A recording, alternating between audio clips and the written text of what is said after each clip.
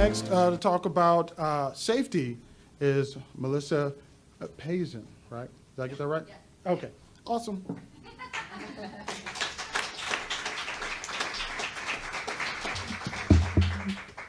What a treat to be with you all. What a privilege to be with you all. I have a funny story. Just about to the day, 10 years ago, I had to have a talk with my children. My son, Christopher, my firstborn, at that time was 20. My daughter, Kate, at that time, KT, was 17. I had been single since Katie was 5 months old. And at the wonderful age of 17, the poor child was about to get a stepfather.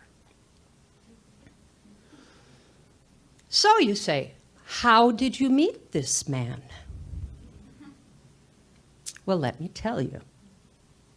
At that time, I believe I was Melissa Pazen 2.0, having been trained as a psychiatric social worker.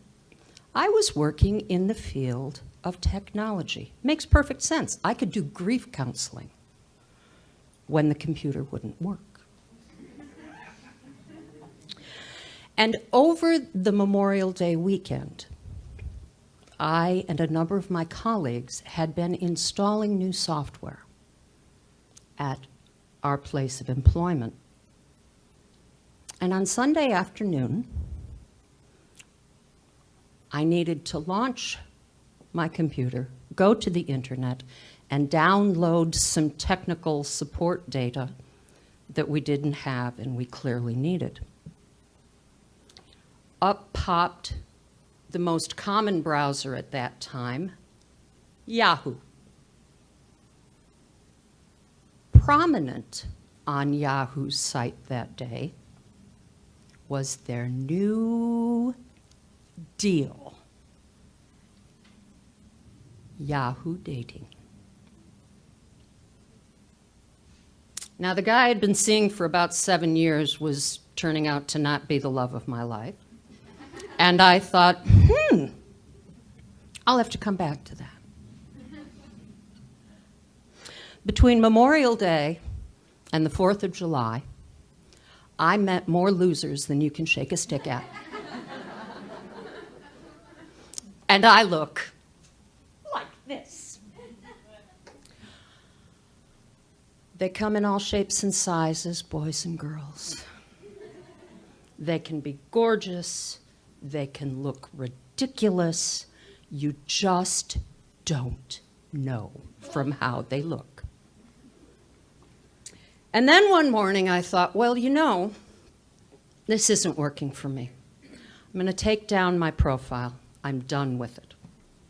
So I went online, got to the Yahoo's match site, and it said I had mail. And the mail was from a man who told me about his pug dog with whom he was having conversations because his wife of 31 years had died the year before. He told me about his love for Zydeco music and New Orleans. He poured out his heart in 2 pages. And he had me at that point. So I wrote back. And he wrote back. And I gave him my number. Because I knew it was okay. I don't know how I knew, but I knew it was okay. Okay, so we talked on the phone that day. We talked on the phone 3 days later. We had our first date 3 days after that. 6 weeks after that, because I'm so careful in my planning, we were engaged. And then I had to have this talk. And Christopher, God love him, said, "Mom, you know, if I did this to you..." I said, "Yes, dear, if you were to tell me after 6 weeks that you were getting married, we would have to have some significant talk." To which he replied, "But you know, at your age, you brat. I guess you got to get on with it," he said. Katie just sat there with her eyes big, thinking, holy fill in the blank. My mother is getting married again. My father is getting divorced again. I am starting college in a year. I have to take the SAT.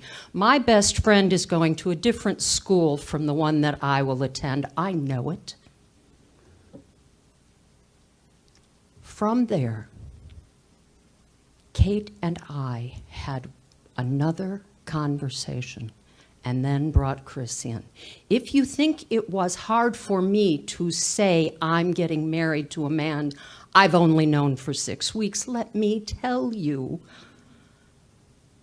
I needed to reassure my children that their safety was my #1 priority.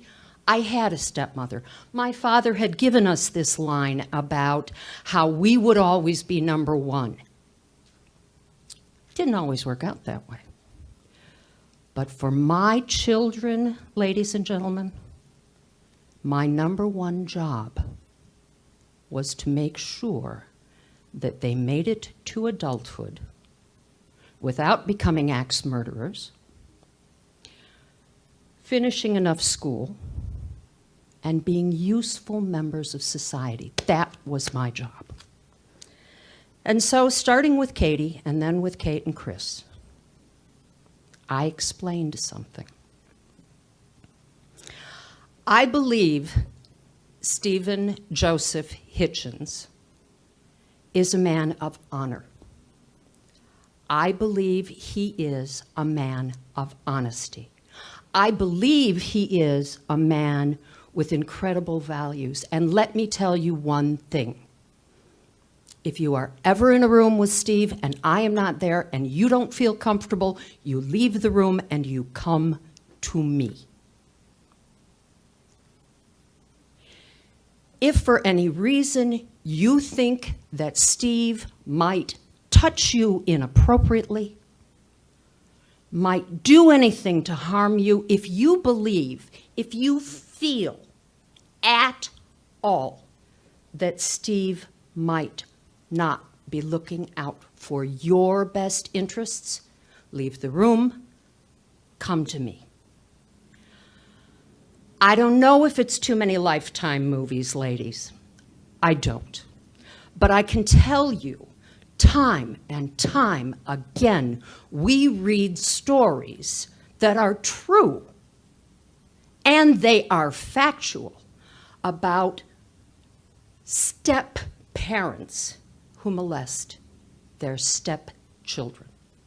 Now, I can't tell you also it doesn't need to be a step, but I, perhaps because of the Lifetime movies, had a sense that my kids needed to know that I would never say, this man in my life wouldn't do anything inappropriate.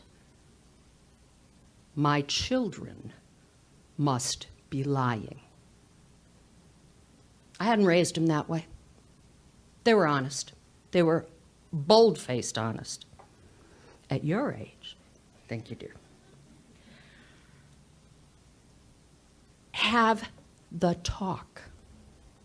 Parents, whether it be in a digital world, whether it be when they learn to cross a street, have the talk. Jerry Sandusky yuck, have the talk. Who knows the percentage of people who are molested by someone they knew? Who knows? 86 to 92%. 86 to 92% know the molester, which means 8 to 14% are strangers. Have the talk. Thank you.